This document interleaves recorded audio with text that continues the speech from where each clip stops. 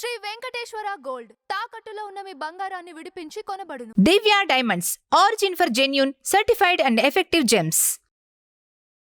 కొన్ని వేల సంవత్సరాల నుంచి, వందల సంవత్సరాల నుంచి హిందువులకు సంబంధించిన డ్యామేజ్ జరుగుతుందని చెప్పేసి ప్రతి సందర్భంలో ఇప్పుడు మనం కూర్చున్నట్టుగానే ఎంతోమంది అంతకుముందు ప్రీవియస్ పోరాడారు, ప్రాణాలు కోల్పోయారు, ఇదంతా జరిగింది.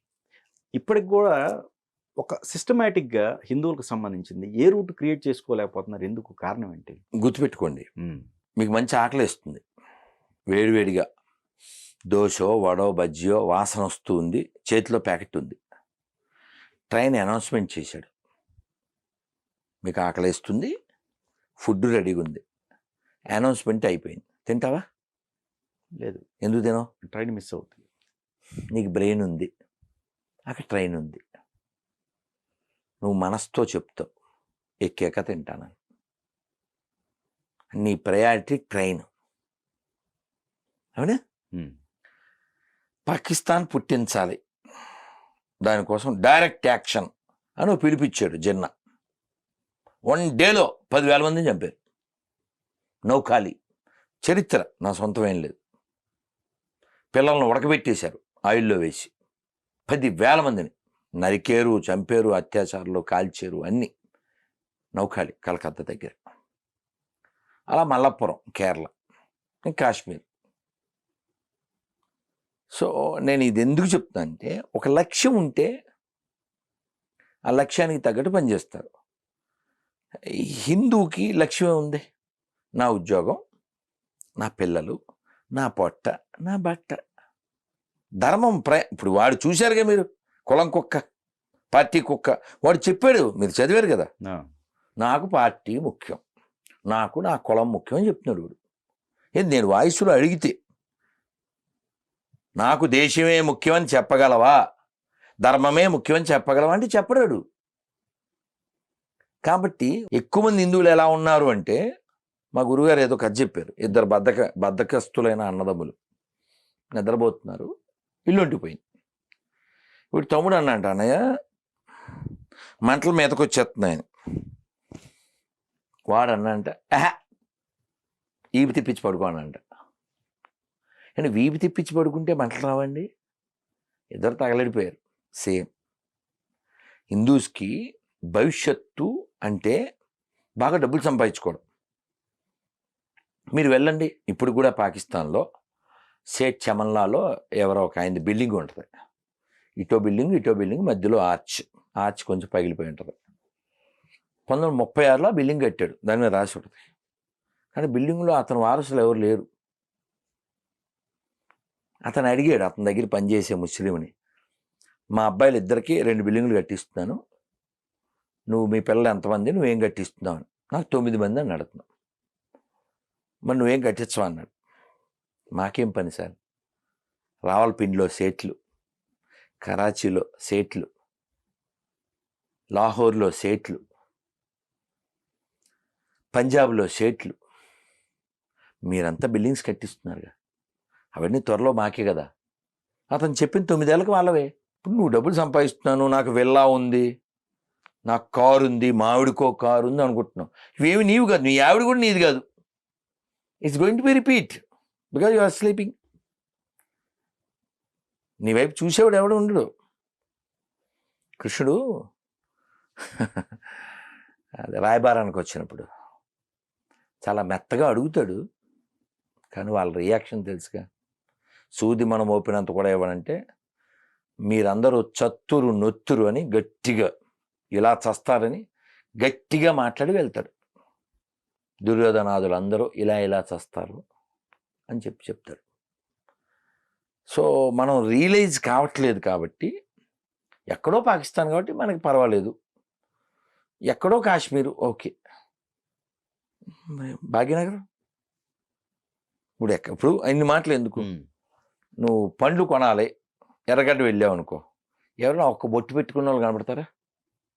నేనేమంటా అంటే, నువ్వు అసలు ముస్లింని క్రైస్తవుని విమర్శించక్కర్లే, నేర్చుకో.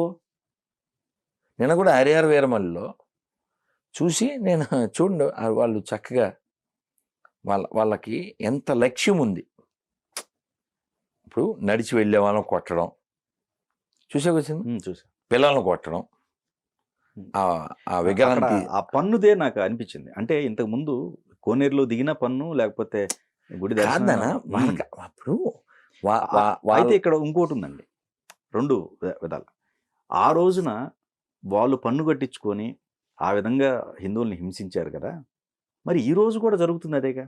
దేవాదాయ శాఖలో అదే పన్ను కట్టి వెళ్తున్నాం కదా, దేవాదాయ శాఖ దానికి దీనికి తేడా ఏంటి? హే దీనికి 93లో ఆ, సిరివెన్నెల సీతారామ శాస్త్రి గారు చెప్పారు.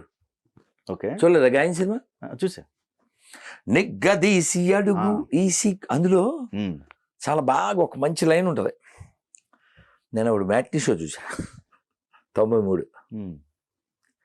సురాజ్యమవలేని స్వరాజ్యమెందులకు, సుఖానమనలేని విధానమెందులకు, అడుగుతున్నదదిగో ఎగిరే భరత పతాకం. ఇంతకు ముందు నువ్వు వేరే దేశపు ప్రభువులకి పన్ను కట్టావు, ఇప్పుడు స్వదేశ ప్రభువులకు కొడుతున్నావు.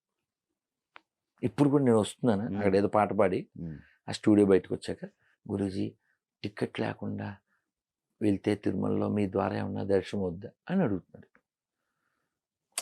ఓకే, ఇంకా అలా చాలామంది రకరకాల అలా ఫోన్లు మెసేజ్లు అడగడం అన్నీ చేస్తుంటారు. ఆ టికెట్లు ఎందుకు ఉండాలి? ఇప్పుడు పెద్దమ్మ గుడి విషయం మాట్లాడి, ఈ తిరుపతి విషయం మాట్లాడి, మళ్ళీ మన హరిహర వీరమల దగ్గరికి వెళ్దాం. సుప్రీంకోర్టు కొన్నిటిని సుమోటగా తీసుకుంటుంటుంది. ఎవడో వెళ్ళి కేసే ఎక్కర్లే, వాళ్ళకు కూడా బాధ్యత ఉంది కదా, ఏ కోర్టుకైనా బాధ్యత ఉందిగా. పెద్దమ్మ విషయంలో కోర్టు ఎందుకు బాధ్యత తీసుకోదు? దేవాలయాల విషయంలో టికెట్లు ఎందుకు పెడుతున్నారు? మొన్న ఏదో మహారాష్ట్ర కోర్టు, బాంబే కోర్టు బలి తీర్పిచ్చింది. గాజాలో ఎవరో పందులు చచ్చిపోతున్నాయి, మేము నిరసన ర్యాలీ జరుపుతామని ఎవరో అడిగారు. అది మున్సిపల్ కమిషన్ ఆఫ్ బాంబే కొట్టేశారు. వీళ్ళు కోర్టుకి వెళ్ళారు. కోర్టు అంది, బాంబేలో వాన వస్తే డ్రైనేజీలు పొంగిపోతున్నాయి, పార్కింగ్ సమస్య, వ్యభిచారం సమస్య, పిల్లలు అనాథలు, ఇక్కడి మన దేశంలో ఇన్ని సమస్యలు ఉన్నాయి కదా. వాడు ఒకే మతానికి సంబంధించిన 2 శాఖల వాళ్ళు, వాళ్ళకి సంబంధించి నువ్వేంది ఇక్కడ చేసేది? ఇక్కడ సమస్యలు ఏమైనా సాల్వ్ చేయొచ్చు కదా. దేశాన్ని ప్రేమించండి, అది మంచి తీర్పు. ఆ బాధ్యత నిన్న పదే అడిగితే చెప్పాను. దీని విషయంలో కోర్టు మాత్రమే మంచి తీర్పు ఇచ్చి అక్కడ గుడి పునర్నిర్మాణం చేయడము, అది గవర్నమెంట్ వెనక తగ్గడం, ఇవన్నీ court can do that. So Harihara వీరమల్లికి వస్తే సరే, అక్కడ మంచి సొల్యూషన్ నాకు నచ్చింది చెప్తా. సినిమాటిక్, అది వెరీ గుడ్, వినాలి, గురుడా వినాలి, మంచి పాట, మంచి భావం.